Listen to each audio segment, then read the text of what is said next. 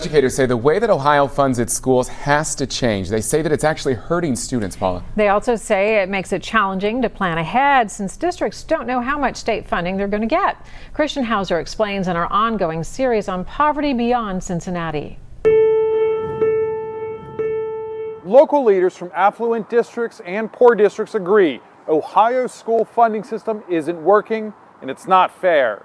They're both in favor of a new proposed funding system. That's Lakota Local Schools Treasurer and CFO Jenny Logan in the lower left corner. I've seen a lot of different approaches to school funding. It is broken right now, completely broken. The state Supreme Court ruled the funding method unconstitutional in 1997 because it relies too much on property taxes to fund local districts.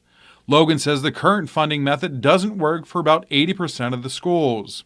Middletown City Schools Superintendent Marlon Stiles says students in poverty are disproportionately hurt by the system. High poverty districts are under-resourced, they're underfunded, and they are attacked by the state accountability system, and we're forced into the mode of trying to improve. Even though we are serving our students at a very high level and their needs are being met. A $2 billion six-year plan was introduced toward the end of last year. It's called the Fair School Funding Plan. School administrators and funding experts worked 3 years on the plan. It would determine a base cost for educating a student based on school district demographics. 60% would be based on a property valuation and 40% on the area's income. It would also determine the cost of programs for disadvantaged, gifted, and students with disabilities. Lastly, if a student leaves to go to a STEM or charter school, the money wouldn't follow the child. It would stay with the public school district.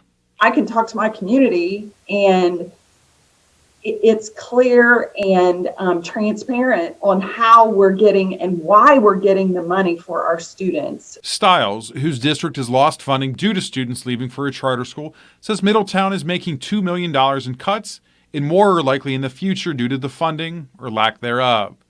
So besides making it easier for districts to budget, the new funding plan would also make sure low-income and poverty students have the resources to be successful. It's not just the here and now students being hurt.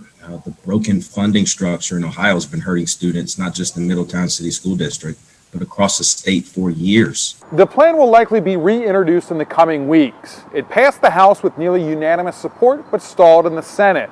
Stiles and Logan and hundreds of other educators are going to call on parents to let senators know they want this bill passed. Christian Hauser, Local 12 News.